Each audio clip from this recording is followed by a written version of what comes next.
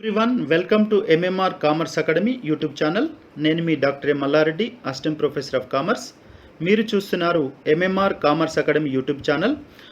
ఈరోజు వీడియోలో మనం CPGET MCOM ఎంట్రన్స్ పేపర్ 2021కి సంబంధించి పూర్తి అనాలిసిస్ చూద్దాం. సో దీనికంటే ముందు నేను CPGETకి సంబంధించి విడుదలైనటువంటి నోటిఫికేషన్ పూర్తి వివరాలతో ఒక వీడియోని చేయడం జరిగింది. దయచేసి ఆ వీడియోని కూడా చూడండి. అదేవిధంగా CPGET MCOM ఎంట్రన్స్కి సంబంధించిన సిలబస్ ఏంటి, దాని యొక్క ప్రిపరేషన్ టిప్స్ ఏంటి, తర్వాత రెఫరెన్స్ బుక్స్ ఏంటి అనేది కూడా ఒక ప్రత్యేకమైన వీడియోని చేసి నా ఛానల్లో అప్లోడ్ చేయడం జరిగింది. దాన్ని కూడా ఒకసారి మీరు చూడండి. ఇక ఈ వీడియోలో మనం CPGETకి సంబంధించి MCOM ఎంట్రన్స్ పేపర్ 2021లో నిర్వహించినటువంటి MCOM ఎంట్రన్స్ పేపర్ను ఒక క్వశ్చన్ మనం అనాలిసిస్ చేసుకుంటూ వెళ్దాం. ఈ వీడియోలో మీకు ఒకటో క్వశ్చన్ నుంచి నెంబర్ 1 నుండి 50 క్వశ్చన్స్ వరకు అనాలిసిస్ చేస్తూ మీరు ఎలా చదవాలి, ఏ పాయింట్స్ పైన ఎక్కువ ఫోకస్ చేయాలని ఈ వీడియోలో నేను వివరిస్తాను. ఇప్పుడే నా ఛానల్ చూస్తున్న వారు దయచేసి సబ్స్క్రైబ్ చేసుకోండి, పక్కనున్న బెల్ ఐకాన్ కూడా ప్రెస్ చేయండి. నేను ముందు చేసే వీడియోలు మీకు నోటిఫికేషన్ ద్వారా రావడం జరుగుతుంది. Now let start the video. ఈ MCOM పేపర్ను 18th సెప్టెంబర్ 2021 రోజున నిర్వహించడం జరిగింది. సో మీకు అందరికీ తెలుసు, ఈ ఎంట్రన్స్ అనేది 100 మార్క్స్కు నిర్వహించడం జరుగుతుంది. ఈ డ్యూరేషన్ వచ్చేసి 90 మినిట్స్ అనేది ఇవ్వడం జరుగుతుంది. 90 మినిట్స్లో మీరు 100 క్వశ్చన్స్కి ఆన్సర్ చేయాల్సి ఉంటుంది. ఇక క్వశ్చన్ వైజ్ మనం చూసుకుంటూ డిస్కస్ చేసుకుంటూ వెళ్దాం బ్రీఫ్గా. రైట్, ఫస్ట్ క్వశ్చన్ ఈస్, ఇక ఫస్ట్ అంటే MCOM ఎంట్రన్స్ సంబంధించిన సిలబస్లో ఫస్ట్ సబ్జెక్ట్ ఏంటంటే బిజినెస్ లాస్. ఈ బిజినెస్ లాస్ నుండి ఒక 10 క్వశ్చన్స్ ఇవ్వడం జరుగుతుంది. ఆ 10 క్వశ్చన్లో ఫస్ట్ అడిగిన క్వశ్చన్ ఏంటంటే, చూడండి, which of the following is a valid agreement, అంటే క్రింద ఇచ్చిన వాటిలో ఏది చెల్లుబాటు అయ్యే ఒప్పందం అనే క్వశ్చన్ ఇచ్చాడు. ఇక మన ఆప్షన్ చూస్తే, Anil agreed to pay Bipin ₹25,000 if Bipin beats Ranu. అంటే బిపిన్ అనే వ్యక్తి రానును కొడితే అనిల్ అనే వ్యక్తి 25,000 బిపిన్కు చెల్లించడానికి అంగీకరించాడు. ఇక్కడ ఈ బీట్ చేయడం అనేది ఇల్లీగల్, కాబట్టి ఈ అగ్రిమెంట్లో ఇలాంటి అంశాలు ఉండకూడదు. అంటే ఫస్ట్ ఆప్షన్ కాదు. సెకండ్ ఆప్షన్ వచ్చేసి, Anil entered into an agreement with Bipin to give a job if Bipin promise not to do job anywhere else. So ఇది కూడా ఆమోదించదగినది కాదు. ఇక థర్డ్ ఆప్షన్ చూస్తే, Anil agreed to pay ₹50,000 to Bipin if Bipin makes 2 parallel lines meet. అంటే 2 సమాంతర రేఖలను కలిపితే బిపిన్ అనిల్ అనే వ్యక్తి బిపిన్కు 50,000 ఇవ్వడానికి అంగీకారం కూర్చుకున్నాడు. ఇది కూడా వాలిడ్ అగ్రిమెంట్ కాదు. ఇక ఫైనల్ ఫోర్త్ ఆప్షన్ ఏంటంటే, Anil agreed to pay Bipin ₹15,000 for which Bipin agreed to paint the house of the Anil. So ఇక్కడ మనకు ఒక అగ్రిమెంట్ వాలిడ్ కావాలంటే అందులో ఆఫర్ ఉండాలి, ప్లస్ యాక్సెప్టెన్స్ ఉండాలి, తర్వాత కన్సిడరేషన్ కూడా ఉండాలి. అంటే బిపిన్ అనే వ్యక్తి అనిల్ యొక్క హౌస్ని పెయింట్ చేసినందుకు 15,000 ఇవ్వడానికి ఒక అగ్రిమెంట్ కూర్చుకున్నాడు. ఇది valid agreement. So right answer is the fourth option. Then next second question is, which of the following is true in case of a contract of sale. మరి ఆప్షన్స్ ఏమున్నాయంటే, a contract of sale can be for both existing and contingent goods. అంటే అమ్మకం contract ఉనికిలో ఉన్నా మరియు ఉనికిలోనికి వస్తాయో లేదో అని తెలియని వస్తువుల కోసం చేసుకోవచ్చు అని ఇచ్చాడు. Second option is, buyer takes the position of an owner as soon as the contract is entered into. అంటే ఇక్కడ ఎవరైతే కొనుగోలుదారుడు ఉన్నారో ఒకసారి అగ్రిమెంట్ చేసుకోగానే అతను ఆ సరుకులకి ఓనర్షిప్, యాజమాని స్థానాన్ని పొందడానికి అవకాశం ఉంది అనేది మన కరెక్ట్ ఆప్షన్గా ఇవ్వడం జరిగింది. So remaining 2 options are wrong. The seller can resell the goods in the event of buyer not paying the amount. If the goods are destroyed the risk falls on the seller. So ఈ మిగతా 3 కూడా options wrong. So right option is second option. And coming to third question అనేది, an agent may appoint a sub agent under dash situation. అంటే ఎలాంటి పరిస్థితులలో ఒక agent sub ఏజెంట్ను నియమించుకోవచ్చు అనేది ఇక్కడ క్వశ్చన్. ఇక ఆప్షన్స్ ఏమి ఇచ్చాడంటే, the principal is aware but has objection. The second option is, the principal is aware of the intention of the agent in appointing sub agent and has no objection. So ఇక్కడ first ఆప్షన్లో objection ఉంది, second ఆప్షన్లో ఎటువంటి objection లేదు, the third one custom of trade supports, అంటే ఇది ఒక వాణిజ్యంలో అంతర్భాగము, ఒక ఆచారంగా ఉన్నప్పుడు. Fourth option is the agent requires certain skills in rendering the job and sub agent has those skills, అంటే ఏజెంట్ చేయాల్సిన పని నైపుణ్యంతో కూడినది, మరి సబ్ ఏజెంట్కు ఆ పనిలో నైపుణ్యం ఉన్నదని ఈ ఆప్షన్స్ ఇవ్వడం జరిగింది. ఈ 4 ఆప్షన్లో కరెక్ట్ ఆప్షన్స్ ఏంటంటే మనకు 2 and 3, 2 మరియు 3 ఆప్షన్సే మనం కరెక్ట్గా, అంటే the principal is aware of the intention of the agent in appointing sub agent and has no objection, అంటే సబ్ ఏజెంట్ను అపాయింట్ చేయడంలో ఈ ప్రిన్సిపల్కి, అంటే ప్రతినిధికి, యజమానికి దాని గురించి కరెక్ట్గా తెలిసినప్పుడు, తర్వాత అతనికి ఎటువంటి అబ్జెక్షన్ లేనప్పుడు మాత్రమే అది వాలిడ్ అవుతుంది. థర్డ్ ఆప్షన్ ఏంటంటే కస్టమ్ ఆఫ్ ట్రేడ్ సపోర్ట్స్, ఇది వాణిజ్యంలో ఒక అంతర్భాగమైనప్పుడే ఈ సబ్ ఏజెంట్ నియమించడం అనేది వాలిడ్ అవుతుంది. సో అది మనకిచ్చిన ఆప్షన్స్ ఏంటి, 2 and 3 options are 2 and 3 options అనేటివి కరెక్ట్ ఆప్షన్స్గా ఇవ్వడం జరిగింది. ఇక 4th క్వశ్చన్ కనుక చూస్తే which of the following is not a right of finder of goods, అంటే ఈ క్రింది వాటిలో ఏది వస్తువులు దొరికిన వ్యక్తి యొక్క హక్కు కాదు, అంటే ఎవరికైనా వస్తువులు దొరికినప్పుడు ఆ వస్తువులపైన ఎటువంటి హక్కు ఉండదు అనేది ఇక్కడ ఇవ్వడం జరిగింది. మనకు 4 ఆప్షన్స్ ఇచ్చారు. ఫస్ట్ ఆప్షన్ ఏంటంటే right of lean, second option is right of enjoying the goods, and the third option is right to cell, fourth option is right to sue for reward, and option 2 is the right answer. అంటే ఇక్కడ ఏంటి, negative question ఉంది ఇక్కడ, which of the following is not a right of finder of goods, అంటే ఏంటి, right of enjoying the goods, ఎవరికైతే వస్తువులను దొరికినప్పుడు ఆ వస్తువులను ఆస్వాదించే హక్కు అనేది వారికి ఉండదు అనేది ఇక్కడ ఆప్షన్గా మనకు ఇవ్వడం జరిగింది.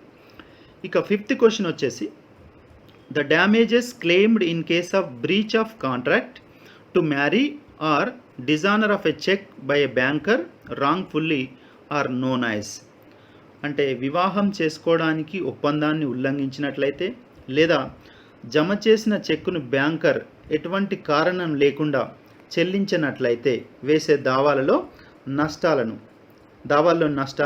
డాష్ అంటారు, ఎటువంటి నష్టాలు అంటారు అనేది ఇక్కడ మనకు క్వశ్చన్ ఇవ్వడం జరిగింది. ఇక 4 ఆప్షన్స్ కనుక చూస్తే ఫస్ట్ ఆప్షన్ ఆర్డినరీ డ్యామేజెస్, సాధారణ నష్టాలు, special damages, and the third one is exemplary or vindictive damages, అంటే ఉదాహరణప్రాయమైన లేదా ప్రతీకార పూరితమైన నష్టాలు, లేదా nominal damages. The option is third option, that is exemplary or vindictive damages, అంటే ప్రతీకార పూరితమైన నష్టాలుగా అనేది right answer. And question number 6, which of the following is an exception to the doctrine of caveat emptor. Caveat emptor అనేది కొనుగోలుదారులు వస్తువులు కొనుగోలు చేసేటప్పుడు వహించవలసిన జాగ్రత్తలకు సంబంధించిన ఒక సిద్ధాంతం. మరి ఈ సిద్ధాంతం నుండి మినహాయింపు ఇచ్చిన ఏంటి అనేది ఇక్కడ మనకు ఇవ్వడం జరిగింది. ఇక ఆప్షన్ చూస్తే sale is under A patent are trade name, and the second option is sale is under free consent of buyer and not by fraud by the seller. Third option is when the buyer gets adequate time for inspection of the goods, when buyer doesn't reveal to the seller as to why he is purchasing the goods. The right option is sale is under a patent or trade name అనేది దీని నుంచి మినహాయింపు, అంటే caveat ఎంప్టర్ నుండి మినహాయింపు ఇవ్వబడిన అంశంగా మనం ఇక్కడ ఆన్సర్ ఇవ్వడం జరిగింది. ఇక next question is Radha offers for 30 units of Parker pens with Messrs Paras stationeries. They supply 50 units and Radha can, అంటే యాక్చువల్గా రాధా అనే వ్యక్తి 30 units ఆఫ్ పార్కర్ పెన్స్కి ఆఫర్ చేయడం జరిగింది, అంటే ఆర్డర్ ఇవ్వడం జరిగింది. ఇస్తే మెస్సర్స్ పరాస్ స్టేషనరీస్ అని వారు 50 పెన్స్ను సప్లై చేశారు. అప్పుడు రాధా ఏం చేయొచ్చు అనేది ఇక్కడ ఇచ్చారు. ఇక ఆప్షన్స్ కనుక చూస్తే ఫస్ట్ రిజెక్ట్ ఆల్ 50 units, అంటే మొత్తాన్ని రిజెక్ట్ చేయొచ్చు. యాక్సెప్ట్ ఆల్ 50 units, సెకండ్ మొత్తాన్ని ఆమోదించవచ్చు. Take only 30 units and reject the remaining. And fourth one sue for damages, నష్టపరిహారం కోసం దావా వేయచ్చు. తర్వాత ఫిఫ్త్ వన్ ఏంటంటే pay for 30 units and seek installments to pay for remaining 20 units. ఇక కరెక్ట్ ఆప్షన్స్ వచ్చేసి ఒకటైనా వాడచ్చు, రెండైనా చూడొచ్చు లేదా మూడో ఆప్షన్ అయినా మనం చూడొచ్చు. అంటే రిజెక్ట్ చేయొచ్చు మొత్తం, ఎందుకంటే 30 ఆర్డర్ ఇస్తే 50 పంపించారు కాబట్టి, లేదంటే యాక్సెప్ట్ చేయొచ్చు. థర్డ్ లేదంటే take only 30 units and reject the remaining. 30 తీసుకొని మిగతాయి వాపస్ పంపొచ్చు. ఇవి 3 ఆప్షన్ను మనం కరెక్ట్ ఆప్షన్గా ఇవ్వడం జరిగింది. ఇక 8th క్వశ్చన్ వచ్చేసి identify the true statements about the contingent contract from the given below statements. అంటే దిగువ ఇచ్చిన స్టేట్మెంట్స్ నుండి సో కాంటింజెంట్ కాంట్రాక్ట్కి సంబంధించి కరెక్ట్ స్టేట్మెంట్ ఏంటనేది ఐడెంటిఫై చేయమని చెప్పాడు. సో ఇక్కడ ఫస్ట్ ఆప్షన్ వచ్చేసి it is a contract to do or not to do something. Contingent contract అంటేనే చేయడం లేదా చేయకపోవడం సంబంధించి ఉంటుంది. So its performance depends on future uncertain event. And third one it contains reciprocal promises. And fourth one agent contract is void అంటే చెల్లదు. Fifth one insurance contracts are contingent in nature. So correct options are 1, 2 and 5. అంటే 1 means it is a contract to do or not to do something. అంటే contingent అంటే ఫ్యూచర్కి సంబంధించి ఒక పని చేయడం లేదా చేయకపోవడానికి సంబంధించినది అది. So first one correct. Second one its performance depends on future uncertain event. Yes మనం ఫ్యూచర్ గురించి కాబట్టి contingent contract future uncertain events సంబంధించి. సో ఇది కూడా correct. And next fifth one correct అని ఇచ్చారు. అంటే insurance contracts are contingent in nature. అంటే ఫ్యూచర్లో జరగవచ్చు లేదా జరగకపోవచ్చు అనే వాటిపైనే ఈ బీమా అనేది ఆధారపడి ఉంటుంది. కాబట్టి first option 1, 2, 5 options are correct. Next question is agreements in restraint of trade are void. Which of the following is an exemption. అంటే వాణిజ్య నియంత్రణ ఒప్పందాలు చెల్లవు అనే స్టేట్మెంట్కి ఈ క్రింది వాటిలో ఏది మినహాయింపు అనేది మన క్వశ్చన్ అడుగుతున్నాడు. ఇక first option is the exemption, that is an agreement of restraint between the partners not to carry any other business other than that of the firm while he is a partner. అంటే సంస్థలో భాగస్వామిగా ఉన్నప్పుడు సంస్థ యొక్క వ్యాపారం కాకుండా మరే ఇతర వ్యాపారాన్ని అతను నిర్వహించకూడదు అని భాగస్వాముల మధ్య ఉన్నటువంటి ఒప్పందం అనేది దీనికి ఎగ్జెంప్షన్గా ఇక్కడ ఆన్సర్ను ఇవ్వడం జరిగింది. అంటే అతను వారు భాగస్వామ్యంలో భాగంగా చేసే వ్యాపారం తప్ప మిగతా వ్యాపారాన్ని చేసుకోవచ్చని దీని యొక్క meaning. So first option is the correct option. And next one a wagering agreement is. అంటే పందెపు ఒప్పందం అనేది వాలిడా చెల్లుబాటు అయ్యే ఒప్పందమా, వాయిడబులా రద్దు చేయగల ఒప్పందమా, ఎగ్జిక్యూటెడా అమలు చేయబడేదా, లేదా వాయిడ్ చెల్లని ఒప్పందమా. సో కరెక్ట్ ఆన్సర్ ఈజ్ పందెపు ఒప్పందాలు అనేవి చెల్లని ఒప్పందాలు, దే ఆర్ వాయిడ్. సో చెల్లని ఒప్పందాలు అనేది ఇక్కడ కరెక్ట్ ఆప్షన్. సో ఇప్పటి వరకు మనకు 1 to 10 క్వశ్చన్స్ అనేటివి బిజినెస్ లాస్ నుండి ఇవ్వడం జరిగింది. ఇక బిజినెస్ లా అనే సబ్జెక్ట్ నుండి మనకు 10 క్వశ్చన్స్ ఇస్తారు. వాటికి సంబంధించి ఇప్పుడు మనకు అబ్జర్వ్ చేసాం. సో డీటెయిల్గా అంటే డైరెక్ట్ క్వశ్చన్ కాకుండా వాటికి సంబంధించిన పూర్తిగా చదివినప్పుడే ఇలాంటి క్వశ్చన్స్కి మీరు ఆన్సర్ చేయగలుగుతారు. కాబట్టి డీప్గా చదవడానికి ప్రయత్నం చేయాలి. ఇక 11th క్వశ్చన్ ఉంటే ఏంటంటే ఫైనాన్షియల్ అకౌంటింగ్ సంబంధించి ఇక్కడ క్వశ్చన్స్ ఇవ్వడం జరిగింది. ఇక చూద్దాం. Goods destroyed in a cyclone should be credited to dash account అని ఇచ్చాడు. Sales account, loss of goods due to cyclone account, purchase account, contingency account. So the right answer is loss of goods due to cyclone అకౌంట్కి మనం credit చేయడం జరుగుతుంది. ఇక next question వచ్చేసి contingent liability is shown in the balance sheet as per. అంటే దేని ప్రకారం అంటే ఏ కన్వెన్షన్ ప్రకారం ఈ కాంటింజెంట్ లయబిలిటీని మనం బ్యాలెన్స్ షీట్లో చూపిస్తాం అనేది క్వశ్చన్ ఇచ్చాడు. ఇక మనకు convention of consistency, convention of disclosure, convention of conservatism, convention of materiality. So disclosure అంటే ప్రతిదీ బ్యాలెన్స్ షీట్లో చూపించాలి, అంటే పూర్తిగా సమాచారాన్ని వెల్లడి చేయాలి అనే సంప్రదాయం ప్రకారం ఈ కాంటింజెంట్ లయబిలిటీస్ని మనం చూపించాల్సి ఉంటుంది. The right answer is second, convention of disclosure. పూర్తిగా వెల్లడి చేసే సంప్రదాయం ప్రకారం దీన్ని బ్యాలెన్స్ షీట్లో చూపించాలి. ఇక వచ్చేసి ఒక క్వశ్చన్ ఇవ్వడం జరిగింది, అంటే ప్రాబ్లం ఇవ్వడం జరిగింది. ఇంతకుముందు నేను అవేర్నెస్ వీడియోలో కూడా చెప్పడం జరిగింది. సో కొన్ని చాప్టర్స్ నుంచి ప్రాబ్లమ్స్ అనేది కూడా అడగడం జరుగుతూ ఉంటుంది. సో ఇక్కడ ప్రాబ్లం ఏమి ఇచ్చాడో చూద్దాం. As per receipts and payments account, subscriptions during the financial year 2020-21 is rupees 95,000. అంటే 2020-21 సంబంధించి సబ్స్క్రిప్షన్ మీన్ చందాలు రిసీవ్ చేసుకున్నది 95,000. Advance subscriptions received in financial year 2020-21 15,000 and financial year 19-20 15,000 అనేది 2020-21 సంబంధించింది. 2019-20కి సంబంధించి 25,000 అడ్వాన్స్ సబ్స్క్రిప్షన్ను రిసీవ్ చేసుకోవడం జరిగింది. ఇక్కడ మనకు ఒకటి ఏంటంటే, ఒక కన్సర్న్ ఫైనాన్షియల్ ఇయర్లో రిసీవ్ చేసుకున్న అమౌంట్స్ నుండి ఈ ఇయర్ అంటే కరెంట్ ఇయర్ ఎండింగ్లో వచ్చినటువంటి అడ్వాన్స్ సబ్స్క్రిప్షన్ మనం డిడక్ట్ చేస్తాం, అంటే లెస్ చేస్తాం. తర్వాత ఇయర్ బిగినింగ్లో వచ్చినటువంటి అడ్వాన్స్ సబ్స్క్రిప్షన్ మనం యాడ్ చేయాలి. అంటే ఇక్కడ ఆన్సర్ ఏంటి, 95,000 minus advance subscriptions received in the financial year 2020-21 minus 15,000. మరి బిగినింగ్లో రిసీవ్ చేసుకున్న అడ్వాన్సెస్ ఏంటి, 25,000, వాటిని యాడ్ చేయాలి. తర్వాత ఇంకొక 2 అడ్జస్ట్మెంట్స్ కూడా ఇచ్చారు. అంటే subscriptions out standing for financial year 2020-21 అంటే ఈ కరెంట్ ఇయర్లో అవుట్ స్టాండింగ్ ఉన్న వాటిని మనం ఆల్రెడీ రిసీవ్ చేసుకున్న సబ్స్క్రిప్షన్కి మనం యాడ్ చేస్తాం. తర్వాత subscriptions collected directly by the secretary not deposited in bank in financial year 2021 is 30,000. So already directly collect చేసిండు, బ్యాంక్లో క్రియేట్ చేయనప్పటికీ వాటిని మనం యాడ్ చేయాల్సి ఉంటుంది.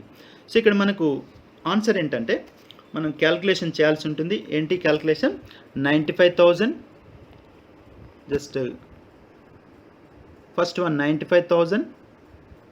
95,000 minus 15,000, then next we will get 80,000, then next add 25,000, that is advance subscriptions received in the beginning, that is 2019-20, then add cheyandi, then you will get 1,05,000. Then next subscriptions outstanding ante 20,000 add cheyandi plus 30,000 kuda add cheyandi. The answer is 1,55,000. means 95,000 plus advance subscriptions received in the beginning 25,000 add cheyandi 1,20,000 వస్తుంది. తర్వాత deduct advance subscriptions received in the financial year 2021, that is 15,000, అంటే current ఇయర్లో advance receive చేసుకున్నాను manage చేయాలి. తర్వాత ఈ రెండింటిని ఏది అవుట్ స్టాండింగ్ సబ్స్క్రిప్షన్ రెండింటికి కూడా మనం యాడ్ చేస్తే ఫైనల్ ఆన్సర్ వచ్చేసి 1,55,000. అంటే 95,000 plus 25,000 minus 15,000 plus 50,000 is equal to 1,55,000. So ఇక్కడ క్యాలిక్యులేషన్ అనేది మీరు రఫ్ వర్క్ చేసుకొని దీన్ని ఐడెంటిఫై చేయాల్సి ఉంటుంది. ఇక నెక్స్ట్ క్వశ్చన్ వచ్చేసి, సో ఇక్కడ క్యాల్కులేట్ చేసినట్లయితే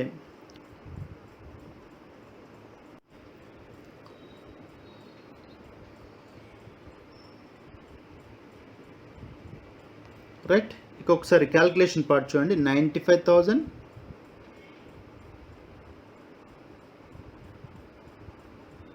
ప్లస్ 25,000 మైనస్ 15,000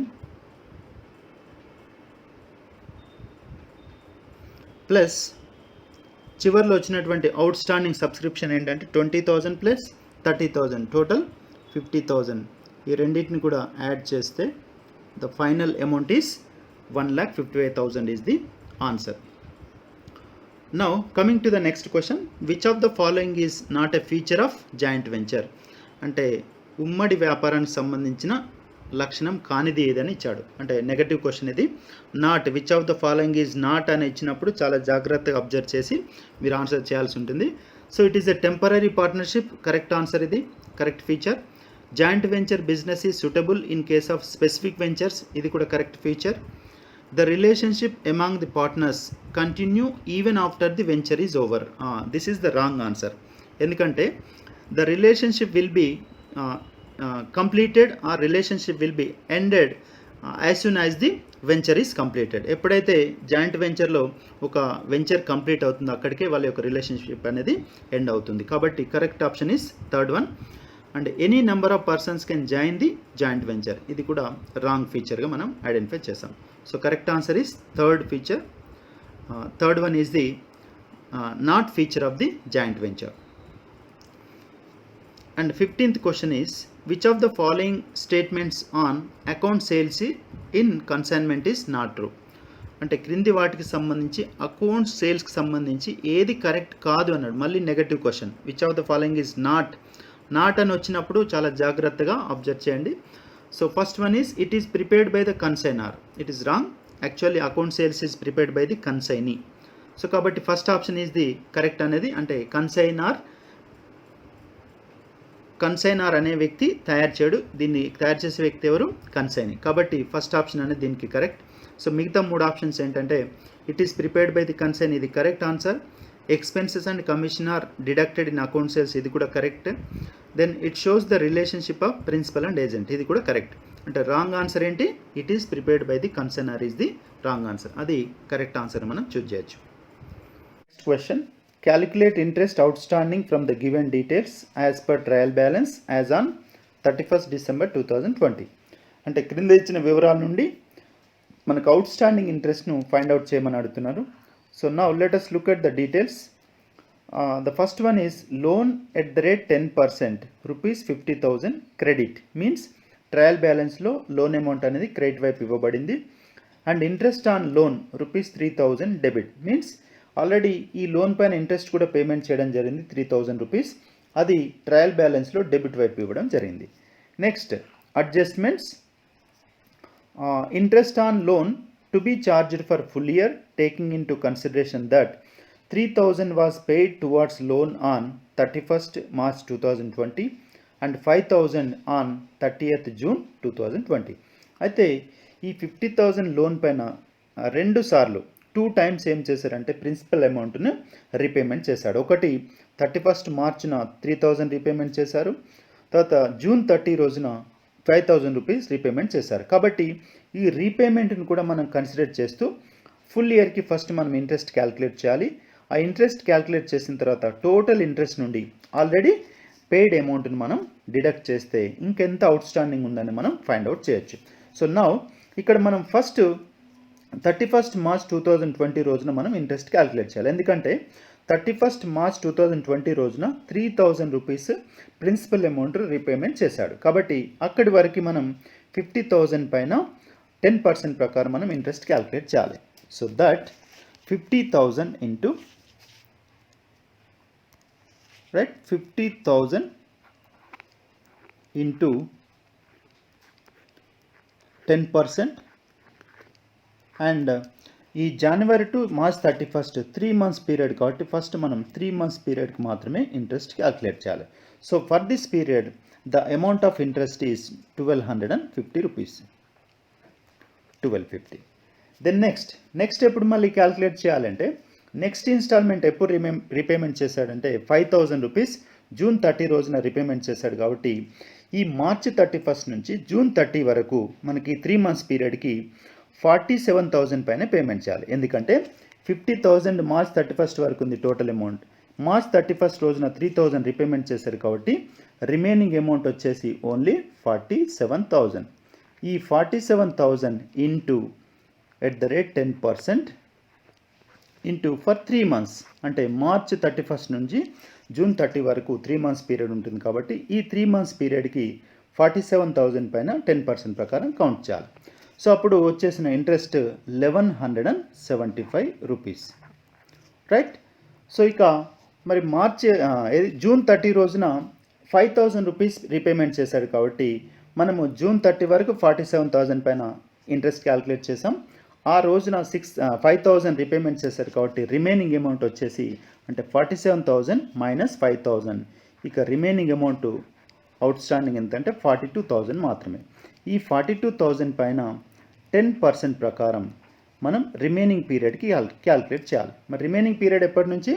June 30 నుంచి నెక్స్ట్ December 31st వరకు 6 months పీరియడ్కి మనం ఇంట్రెస్ట్ క్యాల్కులేట్ చేయాలి. సో ఇలా 6 months పీరియడ్కి క్యాల్కులేట్ చేయగా వచ్చిన ఇంట్రెస్ట్ ఏంటంటే 2,100 రూపీస్. సో ఈ విధంగా 3 స్టెప్స్లో మనం ఇంట్రెస్ట్ ఫైండ్ అవుట్ చేసాం.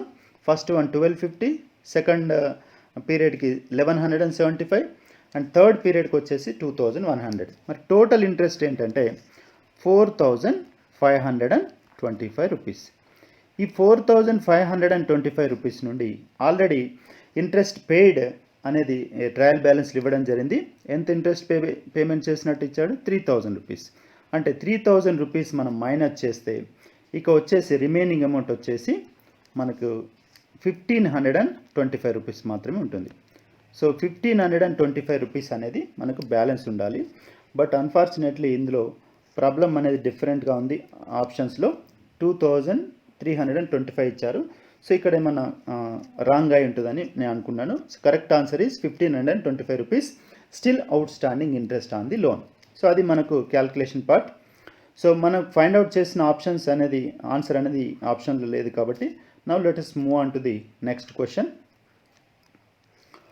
Right, the next question is if opening stock of raw material is rupees 25,000, net purchases 80,000, wages rupees 2,500, carriage inward rupees 2,500, and salaries rupees 8,000 and closing stock 10,000 rupees. What is the manufacturing cost? So ఇక్కడ manufacturing cost equation ఏంటంటే manufacturing cost is equal to opening stock plus net purchases plus all direct expenses. అంటే trading అకౌంట్లో debit వైపు ఏదైతే మనం mention చేస్తామో వాటన్నింటి కూడా direct expense ఇవ్వడం. ఈ డైరెక్ట్ ఎక్స్పెన్స్ని యాడ్ చేయాలి మైనస్ క్లోజింగ్ స్టాక్. ఈ ఫార్ములా ద్వారా మనం ఇప్పుడు మ్యానుఫ్యాక్చరింగ్ కాస్ట్ మనం ఫైండ్ అవుట్ చేయొచ్చు. So the formula is manufacturing cost is equal to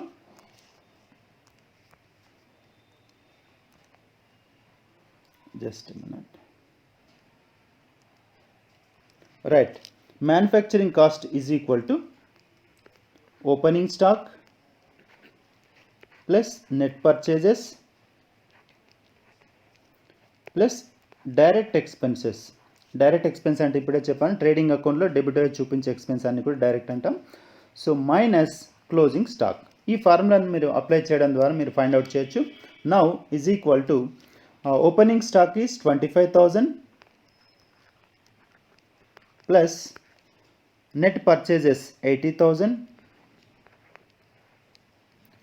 rupees plus direct expenses. ఇక్కడ డైరెక్ట్ ఎక్స్పెన్స్ ఏంటంటే వేజెస్ 2,500, క్యారేజ్ ఇన్వార్డ్ కూడా ఇక్కడ డైరెక్ట్ ఎక్స్పెన్సే కాబట్టి 2,500 plus 2,500 total amount is 5,000 rupees direct expenses. ఇక సాలరీస్ అనేది 8,000 ఇవ్వడం జరిగింది. సాలరీస్ అనేది indirect expenses that will be recorded on debit side of the profit and loss account.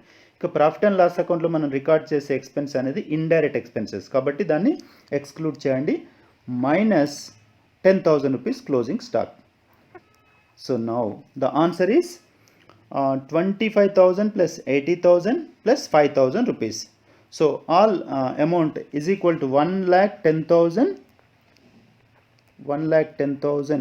minus 10,000 rupees. So that is the answer is 1 lakh rupees is the answer. Now let us find out the answer. Now 1 lakh is the option 2 is the correct answer. So that is the answer. So ఈ ఫార్ములాను మీరు గుర్తుపెట్టుకొని ఇలాంటి problems వచ్చినప్పుడు మీరు correct solution find out చేయండి. Now coming to the next question. Purchase book has been overcast by rupees 5,000. What would be its effect on profits and capital? అంటే purchase బుక్ను ఉన్న వాల్యూ కంటే ఒక 5,000 ఎక్కువగా చూపించినప్పుడు దాని యొక్క ఎఫెక్ట్ ఎలా ఉంటుందని అడుగుతున్నారు. కాబట్టి పర్చేజ్ అనేది మనం ట్రేడింగ్ అకౌంట్లో డెబిట్ వైపు చూపిస్తాం ఎక్స్పెండిచర్లో. ఎక్స్పెండిచర్ మనం ఓవర్ క్యాష్ చేసినప్పుడు అంటే అతిగా చూపించినప్పుడు ఏమైతే అంత మేరకు ఎంతైతే ఎక్కువగా చూపించామో అంత మేరకు గ్రాస్ ప్రాఫిట్ తగ్గుతుంది. గ్రాస్ ప్రాఫిట్ తగ్గినప్పుడు నెట్ ప్రాఫిట్ కూడా ఇంపాక్ట్ ఉంటుంది. ఈ నెట్ ప్రాఫిట్ అనేది తగ్గినప్పుడు మన టోటల్ క్యాపిటల్లో యాడ్ చేసే ప్రాఫిట్ కూడా తగ్గిపోతుంది కాబట్టి ఇంపాక్ట్ అనేది ఉంటుంది. మరి ఇక్కడ ఏం ఆప్షన్స్ ఉన్నాయి చూద్దాం. Gross and net profits increase and capital remains understated. It is wrong. Gross and net profits increase and capital remains overstated. అసలు gross and net profit decrease అవుతాయి ఇక్కడ. ఇది కూడా wrong answer. Third is gross and net profits decrease and capital remains overstated. It is also wrong. And the fourth answer, that is gross and net profits decrease and capital remains understated. అంటే స్థూల లాభం తగ్గుతుంది, నికర లాభం తగ్గుతుంది. అదేవిధంగా మూలధనం కూడా మనం అది తక్కువగా చూపించినట్టుగా ఉంటుంది. కాబట్టి fourth answer is the correct answer. Now coming to the next question. Which of the option is true with reference to the below given two statements? Now let us look at the two statements. Provision for repairs and renewals is a charge against profit and loss account. It is a correct statement. నార్మల్గా provision అనేది మనం profit and loss అకౌంట్కి charge చేస్తాం, debit వైపు చూపిస్తాం. So that is the correct statement. And even after one assets life is over for which provision is created the account remains open for other assets. So this is the wrong. ఒకసారి asset account close అయిందంటే the provision account కూడా అక్కడితో close అయిపోతుంది. కాబట్టి ఆ asset యొక్క life తర్వాత అది కంటిన్యూ కాదు. కాబట్టి second one is wrong answer. So then option చూడండి ఒకసారి. ఏ అనేది ఫస్ట్ ఆప్షన్ అనేది A is the correct but B is wrong. Exactly A అనేది correct statement but B is the wrong statement. కాబట్టి వన్ ఆప్షన్ అనేది మనం కరెక్ట్గా చెప్పొచ్చు. ఇక coming to next question. Which of the following statements are true in case of forfeiture of shares?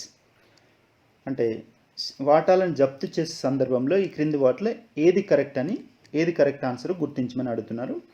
ఇక first option is the companies article of association should permit for forfeiture. Yes, it is.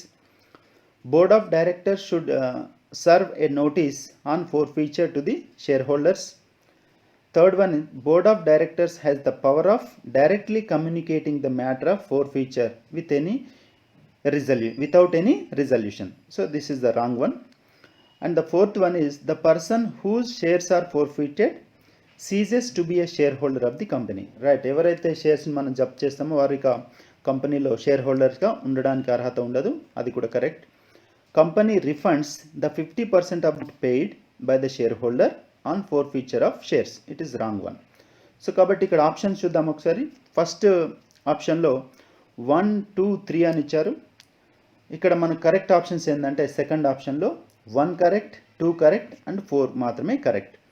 అంటే 1 means the companies article should permit for ఫోర్ఫీచర్.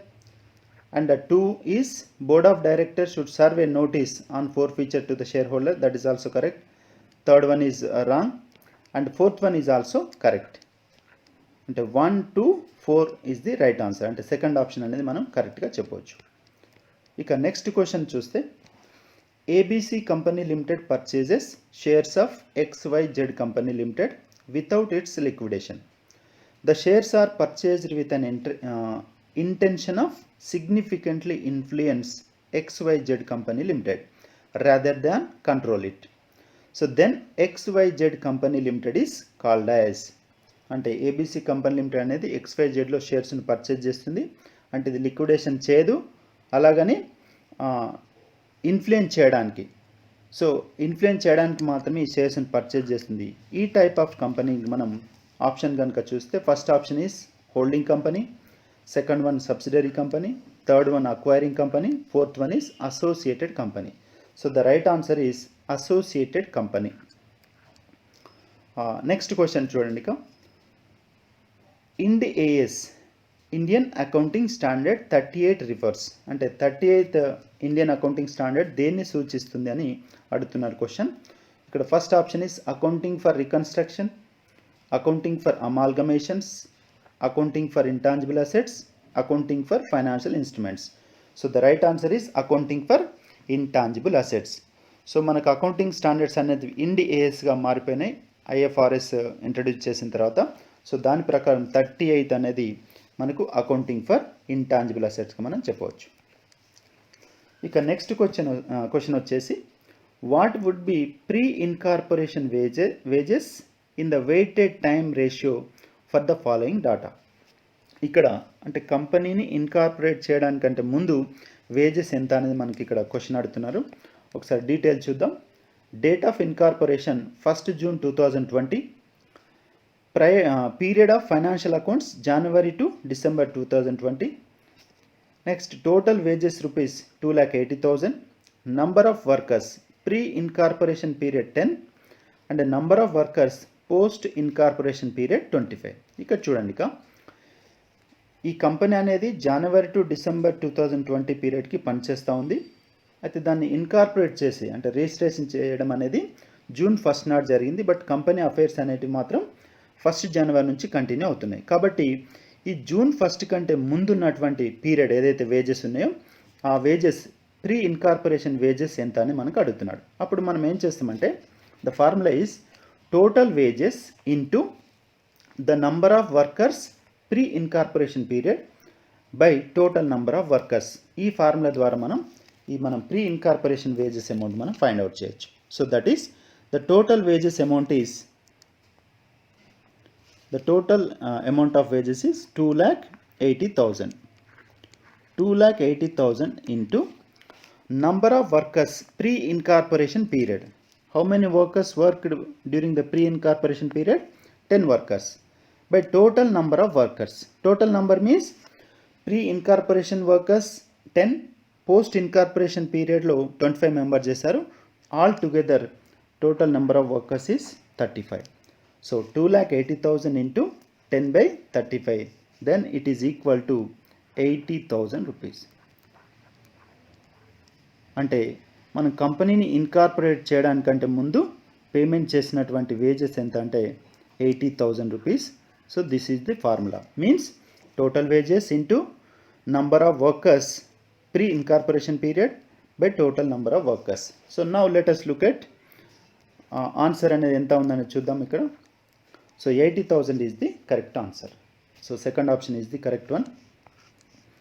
Coming to next question, forfeited shares account appears on. అంటే జప్తు చేసిన వాటాల ఖాతా అనేది ఏ వైపున కనబడుతుంది అంటే బ్యాలెన్స్ షీట్లో ఎక్కడ కనబడుతుంది. సో నార్మల్ దీన్ని బ్యాలెన్స్ షీట్లో చూపిస్తారు. So it is shown on liability side of the balance sheet. So liability side of the balance sheet is the correct option. Coming to next question. The share price of Easy Limited as per market is rupees 350 rupees and its earnings per share is rupees 25. If the company maintains future profits of rupees 25 lakh, what would be the capitalized value of earnings? So ఇక్కడ 3 details ఇచ్చాడు. ఒకటి market price ఇచ్చారు, తర్వాత earning price per share కూడా ఇచ్చారు, తర్వాత future profit కూడా ఇచ్చారు. కాబట్టి ఈ ప్రాఫిట్ ఆధారంగా చేసుకొని total capitalised value of earnings అనేది ఎంత ఉందని మనం అడుగుతున్నాడు. సో ఇక్కడ we can use a simple formula. Capitalised value of earnings is equal to, so capitalised, let me take just a minute. Capitalized value of earnings is equal to future profits, that is 25 lakh into the formula is market price per share by earnings price per share. So that is MPS market price per share 350 rupees by earnings per share is equal to 25 rupees. Then the amount is 3,50 lakh rupees is the capitalized value of future earnings. అంటే 3,50 lakh rupees అనేది ఈ earnings ఆధారంగా మనం find out చేసినటువంటి capitalised value, that is capital amount. Now let us look at the answer. So that is 3 crore. Coming to next problem. The net profit of a business after providing for taxation in the past 5 years are 60,000, 75,000, 80,000, 1 lakh rupees and 95,000. The capital employed in the business is 6 lakh rupees and the normal rate of return expected is 10%. Expecting that the company would be maintaining its super profits for the next 6 years. The goodwill value would be. ఇప్పుడు మనం super profits మెథడ్లో goodwill వాల్యూని మనం find out చేయాలి. అలా చేయాలంటే first స్టెప్లో మనం ఏం కనుక్కోవాలంటే normal profit should be calculated. Normal profit is equal to already capital employed మనకు ప్రాబ్లంలో ఇచ్చారు. ఇక్కడ capital employed is 6 lakh rupees. 6 lakh into normal rate of return by 100, that is 10%. 10 by 100 is equal to the normal profit is 60,000 rupees. So that we have calculated under first step is normal profit. Next మనం future maintainable ప్రాఫిట్ని find out చేయాలంటే already ఇక్కడ 5 years profits ఇచ్చాడు కాబట్టి ఈ 5 years ప్రాఫిట్స్ని base చేసుకొని మనం average profit మనం ఫైండ్ అవుట్ చేయాలి. So average profit is equal to the total of 5 years profit, that is 60,000 rupees plus 75,000 plus 80,000 plus 1 lakh rupees plus 95,000 is equal to, the entire amount is equal to 4,10,000 rupees. 4,10,000 by number of years is 4,10,000 by number of years is equal to 5 years. 4,10,000 by 5 years is equal to average profit is 82,000. 82,000 is the average profit. మనకి ఇక్కడ ప్రాబ్లంలో ఎటువంటి adjustment ఇవ్వలేరు కాబట్టి the average profit becomes future maintainable profit because there are no adjustments related to future maintainable profit. So therefore average profit becomes the future maintainable profit. ఇక మనకు normal profit తెలుసు, future maintainable ప్రాఫిట్ని మనం ఇక్కడ average ప్రాఫిట్ని future maintainable profit అంటున్నాం కాబట్టి super profit is equal to, simple formula, future maintainable profit that is 82,000 minus normal profit 60,000. Therefore the super profit is 22,000. Super profit is 22,000.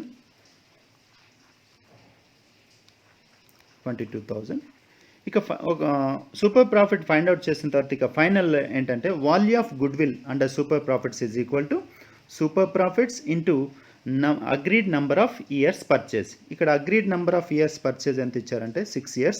So therefore 22,000 into 6 years. So that is 22,000 is equal 22,000 into 6 years is the agreed number of years purchase.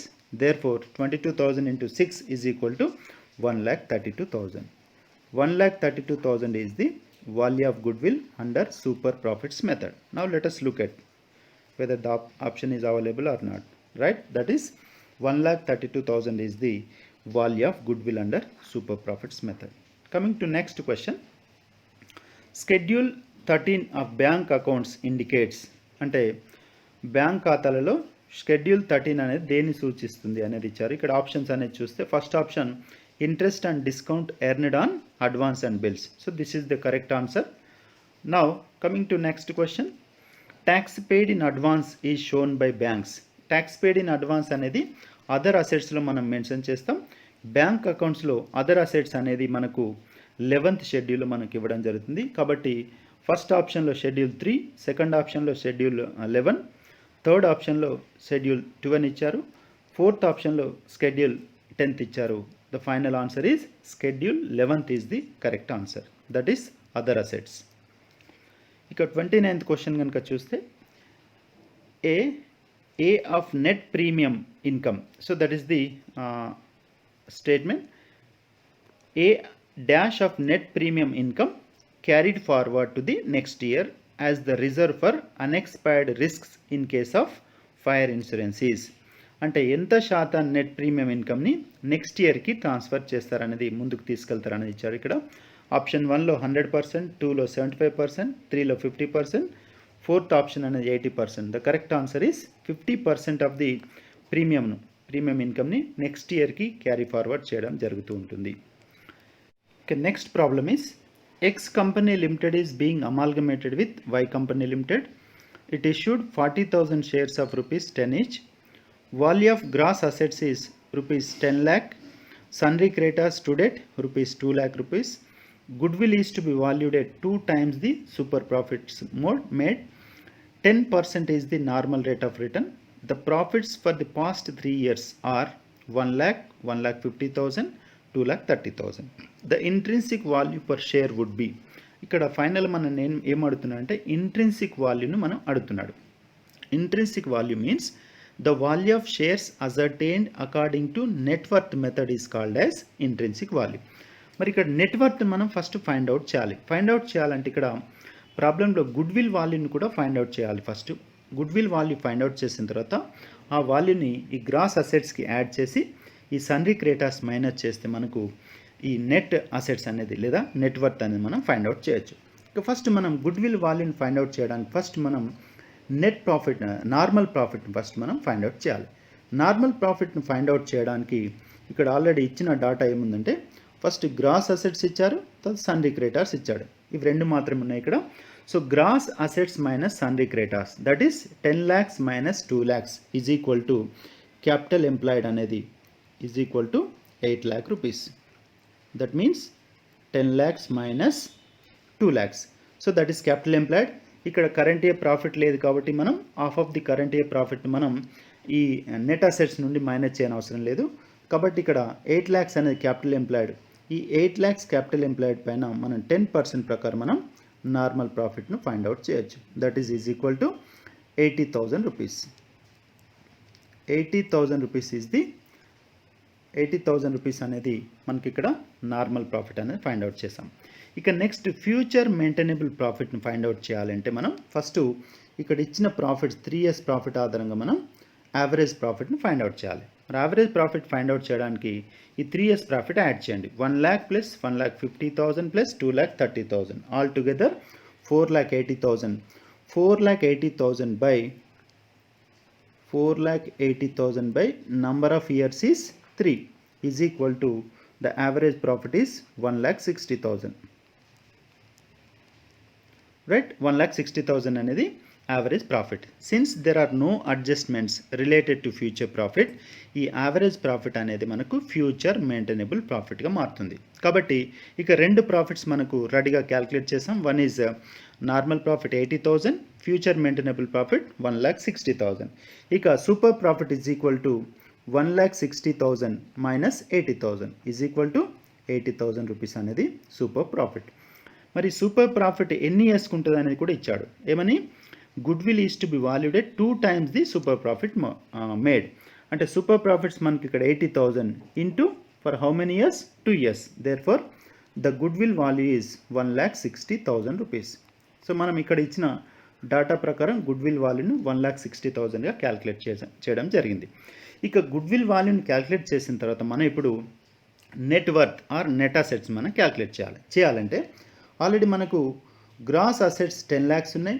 ఇప్పుడు మనం find out చేసిన value 1,60,000. That means 11,60,000 minus 2 lakh rupees. So ఈ 2 lakh rupees మనం minus చేస్తే వచ్చేది net worth ఏంటంటే 9,60,000 rupees.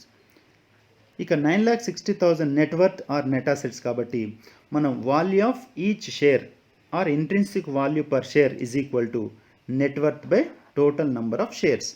Total number of shares given in the problem is 40,000 shares.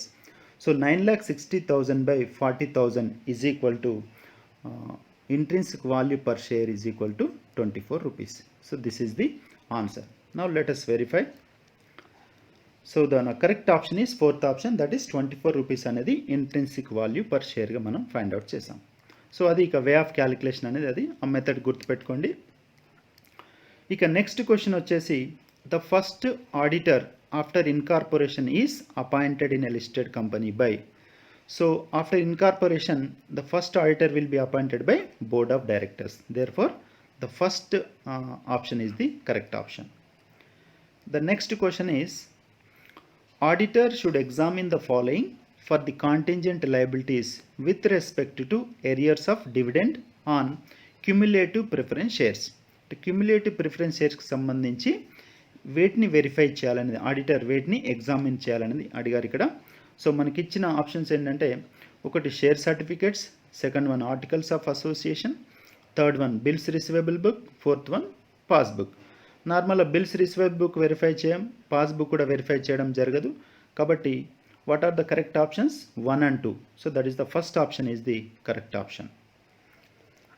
Coming to next question, an audit to check and evaluate the correctness of records and effectiveness of operations on a continuous basis in an organization by its staff is known as.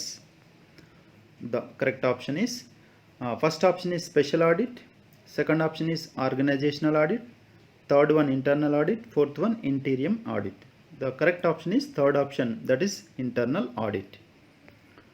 And coming to next question, routine checking involves checking the documentary evidence relating to capital issue, that is the first option. Second option, checking the financial statements. Third option is preparing and checking of funds flow statements. And the fourth option is checking of carry forward totals and calculations in the book of original entry. So the correct option is fourth one, checking of carry forward totals and calculations in the book of original entry. And coming to next one, which of the following is not true about pivot table in MS Office Excel? సో pivot table MS Office Excel సంబంధించింది ఏది correct కాదని ఇక్కడ అడుగుతున్నారు. So the first option is subtotalling and aggregating numeric data. Second one, summarising data by categories. The third option is creating custom calculations and formulas.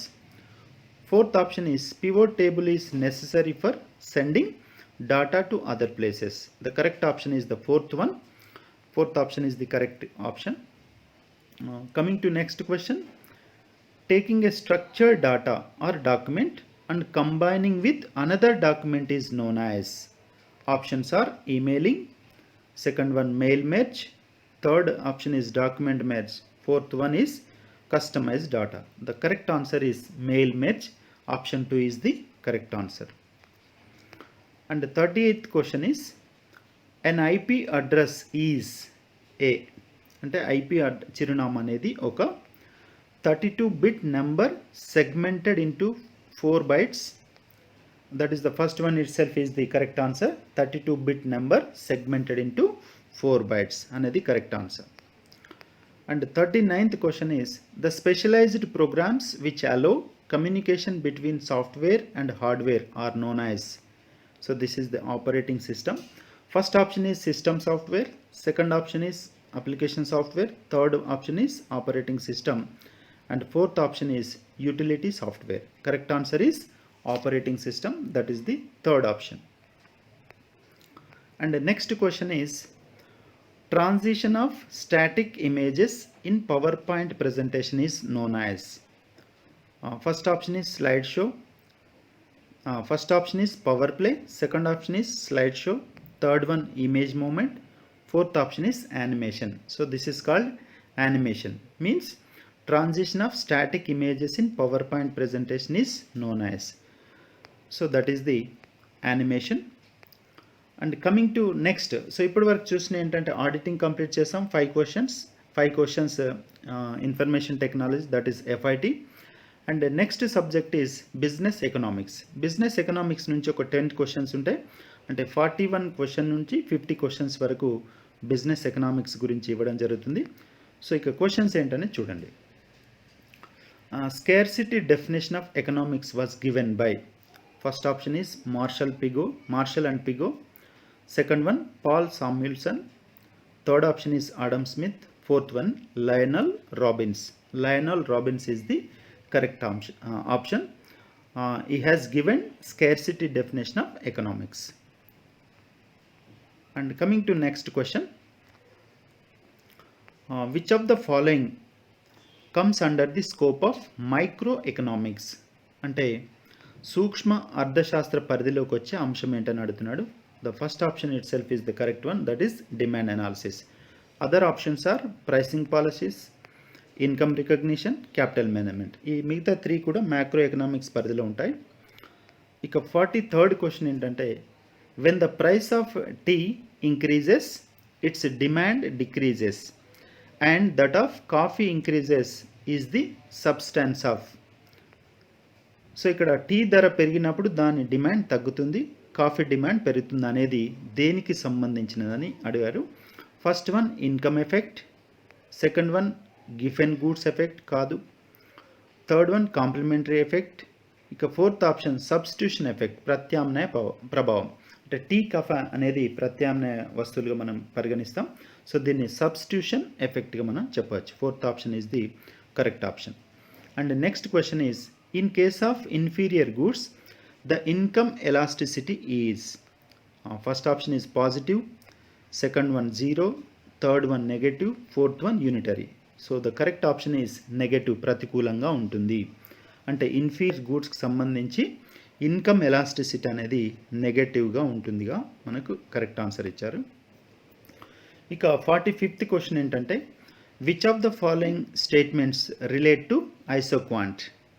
The first statement is an isoquant shows all combinations of factors that produce a certain output. The second option is it indicates optimal combination which gives the maximum output. The third one, it also indicates all combinations of factors of production that cost the same amount cost. Fourth one, it is also known as equal quantity curve. So మరి correct ఏంటంటే 1, 2, 4 అనేటివి correct. First one, an isoquant shows all combinations of factors that produce a certain output. Second one is also correct. It indicates optimal combination which gives the maximum output. Third one is wrong. And fourth one is also correct. It is also known as equal quantity curve. So that is the second option is the correct option. And the next question is increase in demand is indicated by the shift of demand curve to the right side. మనం ఎప్పుడైతే demand curve right side increase అవుతుందో it indicates increasing of demand. So right, first option is the correct one, that right, the curve to the right side. So second, third, fourth are the wrong options. And the next question is whenever the marginal cost is below the average total cost, the average total cost falls. So that is first option rises, second option falls, third one fluctuates, fourth one remains the same. The correct option is false.